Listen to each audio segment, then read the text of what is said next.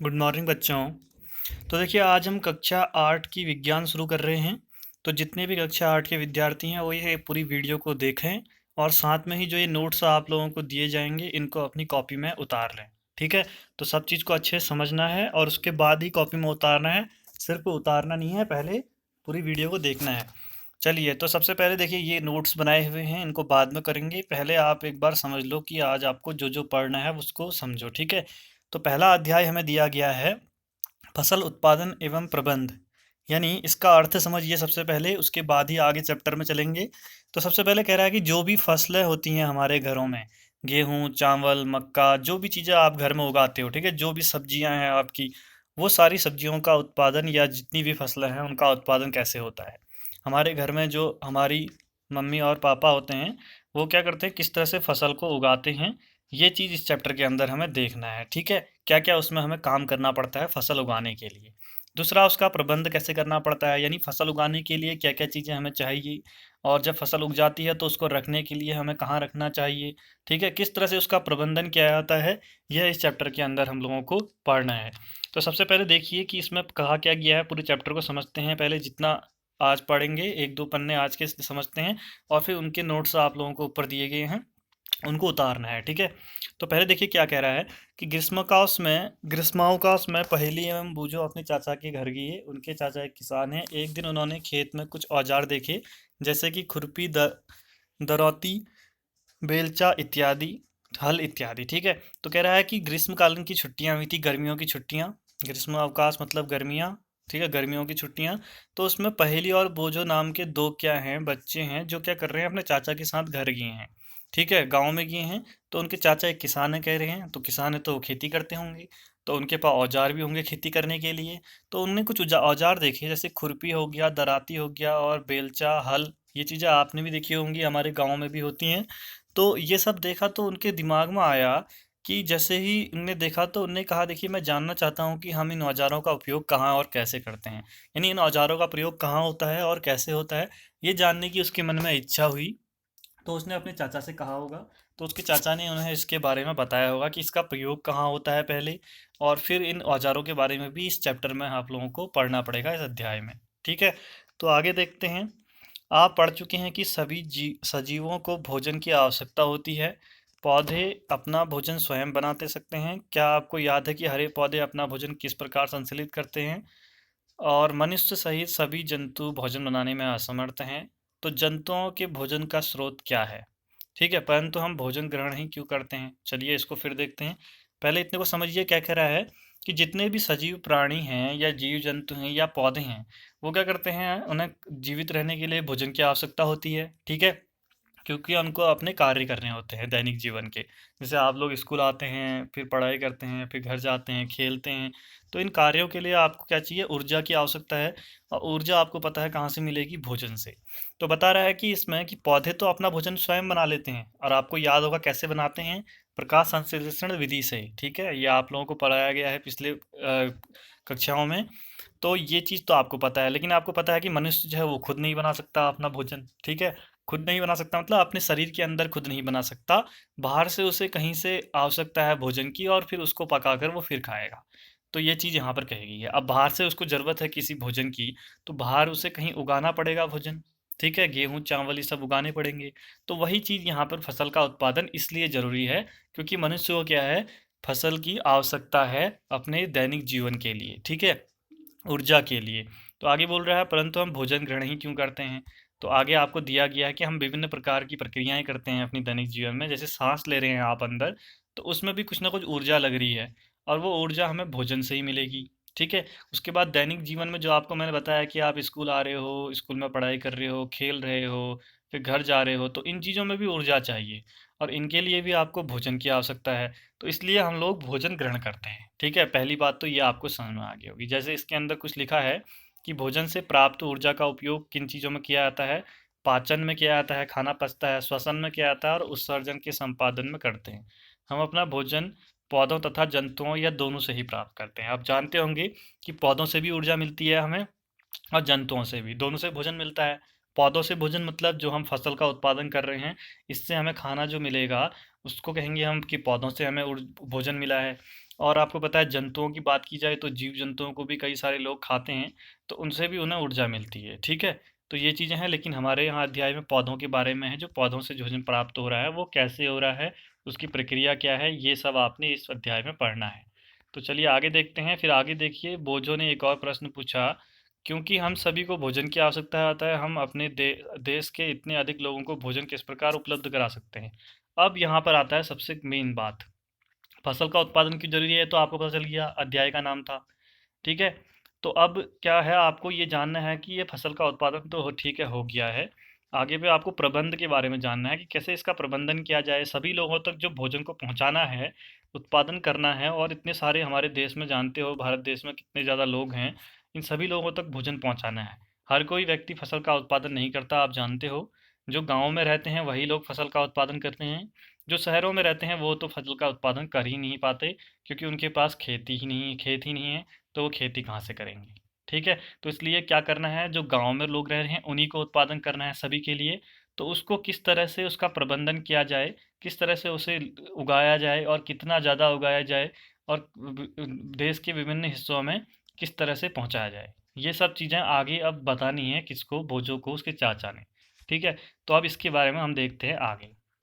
तो देखिए कह रहा है कि, और आगे देखिए पहली, फिर पहली की बात आ गई, वो कहती है कि भोजन का बड़े स्तर पर उत्पादन करना आवश्यक है। तो उसने कहा कि, कहा है, ठीक है, ये पूछा नहीं है, कहा है, क्योंकि आप जानते हो कि ये विराम चिन्ह है।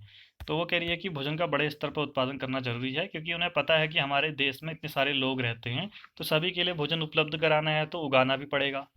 तो आगे देखिए, एक विशाल जनसंख्या को भोजन प्रदान करने के लिए इसका नियमित उत्पादन, उचित प्रबंधन और वितरण आवश्यक है। तीन चीज़ें आवश्यक हैं, देखिए सभी अगर उत्पादन कर रहे हैं तो, सभी लोगों को अगर खाना पहुंचाना है, तो पहली बात तो नियमित उत्पादन होना चाहिए। नियमित मतलब एक नियमित टाइम से, जैसे नियमित अंतराल में, कहने का मतलब कि जाड़ों में कुछ अलग फसल उग रही है, गर्मियों में कुछ उग रही है, तो लगातार उगनी चाहिए, अगले जाड़ों में भी उगनी चाहिए। अगर आप एक जाड़े की ऋतु में नहीं उगाएंगे फसल, तो लोगों को परेशानी हो जाएगी, खाना कम पड़ जाएगा, ठीक है। नियमित उत्पादन होना चाहिए। दूसरा, उचित प्रबंधन। प्रबंधन मतलब उसको अच्छी तरह से उसको उगाएंगे, फिर उसको जहाँ तक पहुँचाना है वहाँ तक पहुँचाएंगे। फिर उसके बाद गवर्नमेंट जैसे उस भोजन को लेगी और उसके बाद फिर वितरण करेगी। आप लोग जानते हो कि हमारे यहाँ कंट्रोल की दुकानें होती हैं, जहाँ पे हमें राशन मिलता है, तो हम लोग वहाँ से राशन लाते हैं, या दुकानों में राशन मिलता है। तो दुकान में जो राशन मिल रहा है, वो राशन कहीं ना कहीं से आ रहा होगा, किसान के यहाँ से डायरेक्ट हमारी दुकान में तो नहीं आ रहा होगा। किसान के यहाँ से कहाँ जा रहा होगा, किसी एक स्टोर में जा रहा होगा, वहाँ से फिर वितरण हो रहा होगा उसका अलग अलग दुकानों में, फिर दुकानों से क्या होगा कि हम तक पहुँचेगा। दूसरा, उचित प्रबंधन होना जरूरी है, ठीक है, किसान से फसल एक जगह जाए, फिर वहाँ से उसका वितरण किया जाए। तो तीसरा, वितरण, वितरण होना भी जरूरी है। मान लीजिए कि सारा भोजन खरीद लिया गवर्नमेंट ने, सरकार ने, और उसका वितरण ही नहीं किया अच्छी तरह से, तो हर किसी तक नहीं पहुंच पाएगा भोजन। तो इसलिए क्या होगा कि इसका सारा जो हमारी जनसंख्या है उसको भोजन नहीं मिल पाएगा। तो तीन चीज़ें आपको पता होनी चाहिए, आवश्यक हैं, अगर आपको क्या करना है, पूरी जनसंख्या को खाना खिलाना है, भोजन कराना है। तो आगे बढ़ते हैं, फिर कुछ कृषि पद्धतियों के बारे में बताया है। सबसे पहले तो कृषि पद्धतियाँ तो फिर देखेंगे, पहले एक यहाँ पर कहानी है। ये क्या कहानी है कि फसल उगानी शुरू किसे की, कृषि शुरू कैसे हुई। तो इसमें बताया है कि लगभग 10,000 ईस्वी पूर्व तक मनुष्य घुमंतु था। घुमंतु मतलब इधर उधर घूमता रहता था, एक जगह रहता था कभी, फिर उसका मन नहीं किया तो वो दूसरी जगह चले गया, वहाँ रहने लग गया, फिर तीसरी जगह चले गया। वो मतलब एक जगह टिका नहीं रहता था, जैसे आजकल हम घरों में एक ही जगह रहते हैं, अपने गाँव में रहते हैं, वो ऐसा नहीं करता था। आगे दिया है, वे एक स्थान से दूसरे स्थान तक भोजन और आवास की खोज में समूह में विचरण करते रहते थे। मतलब भोजन और रहने के लिए जो जगह अच्छी लगे वहाँ, और खाना जहाँ मिल जाए वहाँ के लिए वो ग्रुप में जाते थे, समूह में, मतलब 4-5 लोग, या जो भी एक बड़ा समूह होगा 10-15 लोगों का, उसके साथ वो इधर उधर घूमते रहते थे, ठीक है। वे कच्चे फल और सब्जियां खाते थे। तो उसमें आपको पता है, आग का इसका जब नहीं हुआ था, तो वो कच्चे फल ही खा जाते थे, ठीक है, ये कच्चा भोजन कर जाते थे। कच्चे फल का मतलब कि फल उगा है, उससे ज़्यादा पता नहीं कि कब पकेगा। जहाँ पर घूम रहा है, अगर वहाँ पर फल दिखा और वो कच्चा है, तो उसके पकने तक वो रुकता तो है नहीं वहाँ, कुछ दिनों रुकेगा फिर और आगे चले जाएगा। तो वो क्या करता था, वो कच्चे फल खा लेता था, ठीक है।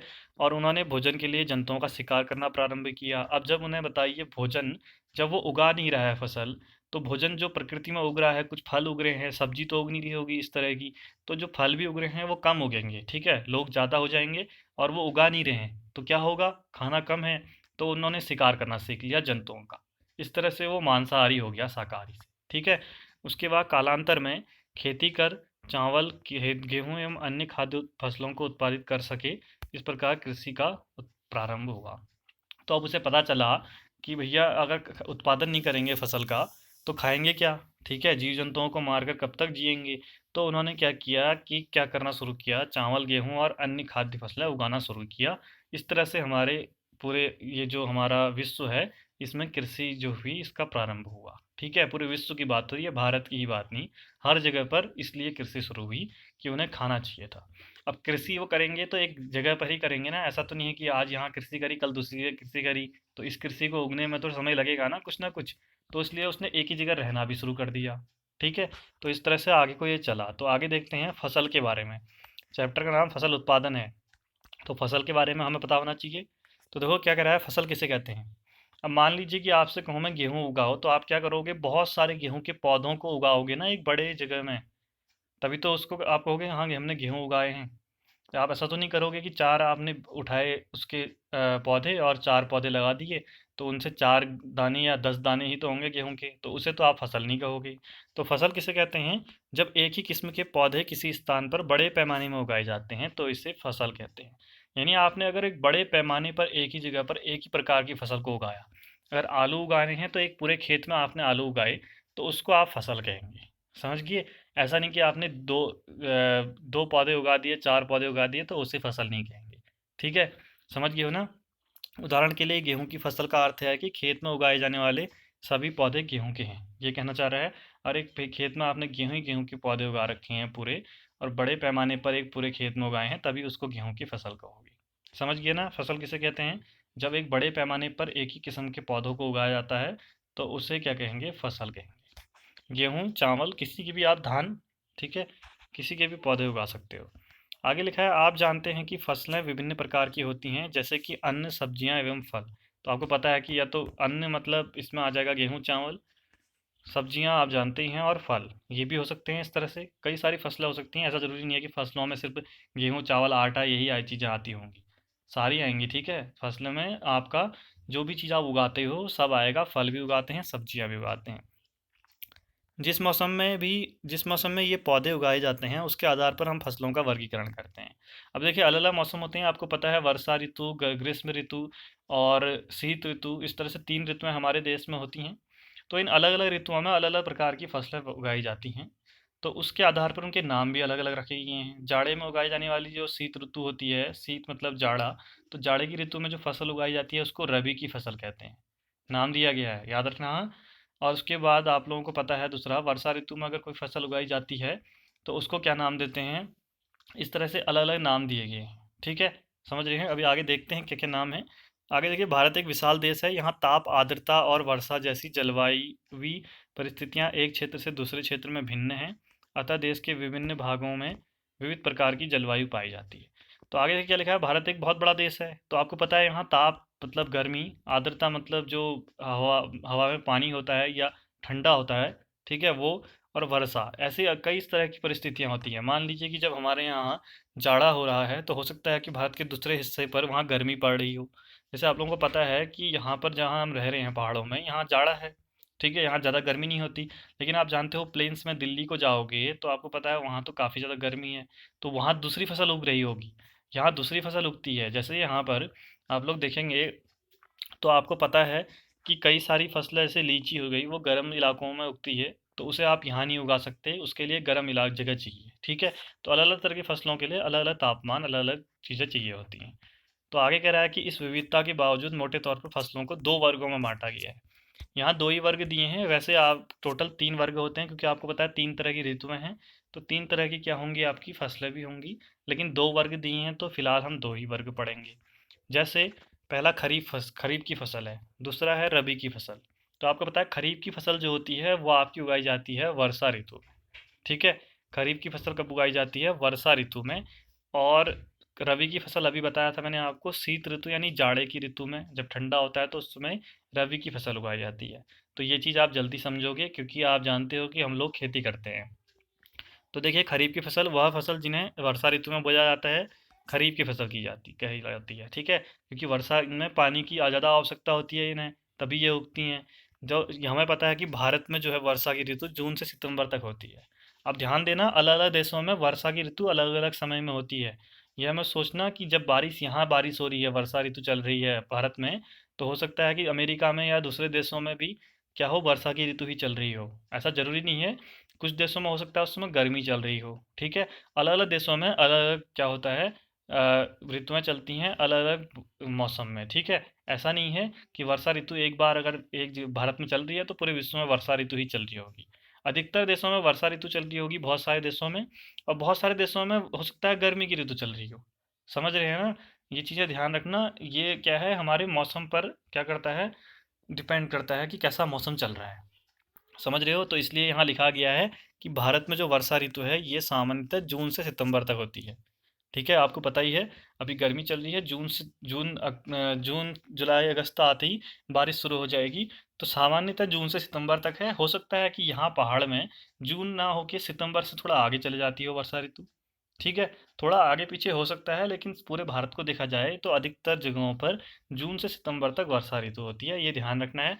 और खरीफ की फसल जो है ये वर्षा ऋतु में उगाई जाती है। अब आप जानते हो पानी की आवश्यकता सबसे ज़्यादा किस फसल में होती है? आप लोगों ने देखा है हमारे गाँव में धान उगाते हैं, पूरे खेत में पानी भर दिया जाता है और उसमें धान की फसल लगाई जाती है। ये चीज़ तो आपने देखी है ना? तो यानी धान जो है वो क्या है, वर्षा ऋतु में ज़्यादा उगाया जाता है क्योंकि पानी की ज़्यादा आवश्यकता है। गर्मी में उगाओगे, पानी भर दोगे खेत में, तो गर्मी से सूख जाएगा, तो फसल खराब हो जाएगी। इसलिए वर्षा ऋतु में ही उगाई जाती है। और मेड़ बना दी जाती है, चारों तरफ से मिट्टी भर दी जाती है खेत के, ताकि पानी बारिश हो तो पानी इकट्ठा हो जाए। और साथ में पानी उसमें डाला भी जाता है। ठीक है। ये गूल होती हैं हमारे यहाँ। ठीक है। जो हमारे यहाँ जो छोटी मोटी नदी है उससे जोड़कर गूल बनाई जाती है, हमारे खेतों में आ रही होती है, तो वहाँ से हम पानी डालते हैं। या हमारे जो नलों में पानी आ रहा है, या जो भी हमारे पास अलग तरह के क्या हैं स्रोत हैं, उनसे हम पानी डालते हैं खेत में। तो आपको पता है धान में ज़्यादा पानी की आवश्यकता है। और मक्का में भी आप जानते हो ज़्यादा पानी चाहिए, सोयाबीन, मूंगफली और कपास। इस तरह की ये 5 फसलें यहाँ दी गई हैं। ऐसी बहुत सारी फसलें हो सकती हैं। ध्यान रखना, जब भी आपके यहाँ धान की फसल उगा रहे हैं उस समय आपके खेतों में जो जो उग रहा है ना, वो सारा का सारा खरीफ की फसलों में ही आएगा। अब यहाँ 5 ही नाम दिए हैं, ऐसी हजार फसलें हो सकती हैं। ठीक है। तो अब बाकी फसलें आप लोग देखिए घर में अपने आसपास की वर्षा की ऋतु में कौन सी फसल उग रही है। समझ गए? तो ये हो गया खरीफ की फसलें। दूसरा रबी की फसलें। रबी की फसलें क्या होती हैं, जब आपके यहाँ शीत ऋतु चलती है यानी ठंडे का समय चलता है, जाड़ा। तो आपको पता है कि अक्टूबर से मार्च तक बहुत ज़्यादा क्या होता है, ठंडा होता है। ठीक है। यहाँ पर ये 4 महीनों में होती है, यहाँ पर वर्षा ऋतु जून से सितंबर। और यहाँ 6 महीने अक्टूबर से मार्च तक बहुत ज़्यादा क्या होता है, ठंडा होता है। तो इस जगह इस समय पे जो उगाई जाती है फसल, उसे रबी की फसल कहते हैं। और आपको पता है कि जाड़ों में कौन सी फसल, गेहूँ उगाया जाता है, चना, मटर, सरसों और अलसी। ये आपको 5 फसलें दी हैं, ये भी उगाई जाती हैं। ठीक है, इसी समय। एक चीज़ और है इसमें ध्यान रखो, अलसी आप लोगों को थोड़ा सा नाम अलग सा लग रहा होगा, लेकिन अलसी भी एक फसल है। जिस तरह से आप सरसों उगाते हैं ना, उसी तरह से अलसी भी उगता है। लेकिन पहाड़ में नहीं उगता है, बहुत कम उगता है पहाड़ में, या उगाते नहीं हैं हम। तो प्लेन्स में उगता है। अलसी से क्या होता है, इसके बीज होते हैं जो, ये ऊपर पर अलसी का पौधा है, नीचे बीज होंगे। तो इन बीजों को पीस कर इनसे क्या बनता है, तेल बनता है। तो अलसी का तेल बनता है, कई सारी बीमारियों में प्रयोग होता है वो, और कई अन्य क्षेत्रों में प्रयोग होता है। तो अलसी भी एक तरह की फसल है जो यहाँ नहीं उगती, इसलिए हम इसे जानते नहीं हैं ज़्यादा। ठीक है। तो ये होगी आपकी रबी की फसलें। अब इसके अलावा कई दालें हो गई, सब्जियां, ये भी ग्रीष्म में उगाई जाती हैं कह रहा है। और आपको यहाँ ग्रीष्म ऋतु वाला कोई दिया नहीं है, गर्मी वाला। तो जायद की एक फसल होती है जो इस ऋतु में उगाई जाती है, फिलहाल अभी है नहीं तो इसको छोड़िए। आगे देखिए, एक लास्ट देख लेते हैं छोटा सा, फिर इसको आगे कल करेंगे। आधारिक फसल पद्धतियाँ, ये क्या होती हैं कह रहा है। फसल पद्धतियाँ मतलब किसी भी फसल को उगाने में, यानी आपने खेत में अगर फसल डाली, उगाई, तो अपने आप तो फसल हो नहीं जाएगी तुरंत, समय लगेगा। और कई सारा काम करना पड़ेगा, हमें गुड़ाई करनी पड़ेगी खेती में, उसमें हल चलाना पड़ेगा, फिर बोना पड़ेगा बीज, पानी देना पड़ेगा, सिंचाई करनी पड़ेगी। फिर उसके बाद तब फसल उगेगी। और फसल उग भी गई तो फिर उसको रखना पड़ेगा। अब फसल उग गई मान लीजिए, अब हम ऐसा तो नहीं करेंगे सारी फसल बेच दें। हम अपने लिए साल भर के लिए रखेंगे ना फसल। तो साल भर के लिए उसका भंडारण कैसे करेंगे, एक जगह पर रखना है जो, तो ऐसे तो रख नहीं देंगे कहीं पर भी। उसके लिए जगह बनी होंगी कई सारी। ठीक है। जहाँ पर कुछ दवाइयों का छिड़काव करके भी वो फसल खराब ना हो, ऐसा कई सारी विधियाँ होंगी। तो वो उन्हीं विधियों को, जो पूरी फसल को उगाने से लेकर, उगाने से पहले जब आप हल चलाओगे तब से लेकर उस फसल के बनने तक और उसका प्रयोग करने तक का जो भी हम क्या करते हैं, चीज़ें करते हैं वो सभी किस्म आती हैं आधारिक फसल पद्धतियों में। ठीक है, तो इनको फिलहाल छोड़िए और यहाँ पर देखिए कौन कौन सी होती हैं। पहला है मिट्टी तैयार करना। आपको पता है, आप पहले हल चलाओगे खेत में और मिट्टी को अच्छी तरह से तैयार करोगे। ऐसा नहीं कि आप खेत में गए और उगा दिया, सीधे डाल दिए पौधे, तो वो उगेंगे ही नहीं बीज डालोगे तो। पहले आप क्या करोगे, हल चलाकर उसको अच्छी तरह से क्या करोगे, उसकी मिट्टी तैयार करोगे। फिर आप बुआई करोगे उसमें, ठीक है, फसल बोओगे, फसल डालोगे उसमें, ठीक है, बीज डालोगे। फिर आपको पता है आप फसल डाल दी तो उसमें कुछ खाद भी तो डालनी पड़ेगी, गोबर वगैरह, या उर्वरक डालने पड़ेंगे। बाजार में उर्वरक मिलते हैं, अगर हम हमारे पास खाद नहीं है तो हम उर्वरक लाएंगे, और खाद है तो फिर उर्वरक नहीं लाएंगे। तो ये चीज़ें डालोगे तभी फसल बड़ी अच्छे से उगेगी, ठीक है। उसके बाद आप सिंचाई करोगे, पानी डालना ज़रूरी है, बिना नहीं पानी के तो उगना ही नहीं है, ठीक है। अगला खरपतवार से सुरक्षा। खरपतवार क्या होता है, ये एक काम काम की चीज़ आ गई। देखो, जब आपने उगाया गेहूं की फसल और उसमें आपने देखा कि कई सारे, आपको पता है, आपने देखा कि बहुत सारी घास उग गई है किनारे में, बीच बीच में। तो अब आपको पता है कि आप गुड़ाई करोगे तो उस समय क्या कहते हैं, जो भी घास उगी है उसको हटाओगे ना। तो जो घास उग जाती है ना, जो अलग से, उसी को खरपतवार बोलते हैं। यानी जो फसल हम उगा रहे हैं उसके अलावा कुछ ऐसे चीज़ें भी उग जाती हैं, अवांछित चीज़ें जो हमें नहीं चाहिए, ठीक है। तो उन्हीं को बोलते हैं खरपतवार। उससे सुरक्षा करना भी जरूरी है। नहीं तो आपने गेहूं उगाया और उसके लिए खाद डाली, पानी डाला, और वहां घास उग गई, तो वो जो पानी और खाद आप डाल रहे हो उससे घास बड़ी होगी, और जो हमने गेहूं उगाया है वो बड़ा नहीं होगा। तो इसलिए आपने घास को हटाना पड़ेगा, उस खरपतवार को हटाना पड़ेगा, ठीक है। तो ये खरपतवार हो गया, उससे सुरक्षा करनी है। उसके बाद आप कटाई करोगे, जब उग गई तो चलो कटाई कर लेते हैं, ठीक है। कटाई करने के बाद आपको पता है बीजों को अलग करोगे, जो भी आपकी चीज़ें हैं उसको अलग कर कर उसको स्टोर करोगी। अब आपको स्टोर करना है, साल भर रखना है, तो भंडारण करना पड़ेगा। तो भंडारण में क्या क्या चीज़ें करनी पड़ेंगी वो सब चीज़ें भी आगे देखेंगे। तो इतने सारे आपके पास 7 तरह के काम होते हैं जो सामान्यतः आपको फसल उगाने के लिए करने ही पड़ेंगे। इनके बिना आपकी फसल उगने वाली नहीं है। तो ये सारे आपको ध्यान रखने हैं। अब हम हर किसी के बारे में लिखेंगे नहीं, सिर्फ मैं इनमें से जो काम की चीज़ें हैं उन्हीं के बारे में लिखाऊंगा। फिर हम बाद में प्रश्नोत्तर की ओर आएंगे। तो समझ में आ गया। अब आपको क्या करना है, ये नोट्स उतार रहे हैं जो मैंने ऊपर लिखे हैं, ये वही चीज़ें हैं जो हमने अभी पढ़ाई, ठीक है। तो आप देख लीजिए, फसल का उत्पादन ये फसल के बारे में है। फसल की परिभाषा वही वाली परिभाषा है। दूसरा, फसलों के प्रकार हैं, 2 प्रकार की फसलें हैं हमारे पास। और आधारिक फसल पद्धतियाँ, यानी जो भी आप काम करते हैं, किसान करता है काम समय समय पर, जो कार्य करता है उनको ही कहते हैं आप फसल पद्धतियाँ या कृषि पद्धतियाँ। कोई भी एक चीज़ बोलो, और इसमें आपको ये साथ के साथ नाम लिखने हैं, ठीक है। इसके बाद आगे की चीज़ें हम कल करेंगे। और जो भी चीज़ समझ में ना आए तुरंत आप लोग क्या करना, मुझे मैसेज करना। चलिए, तो मिलते हैं फिर कल, तब तक के लिए बाय बाय।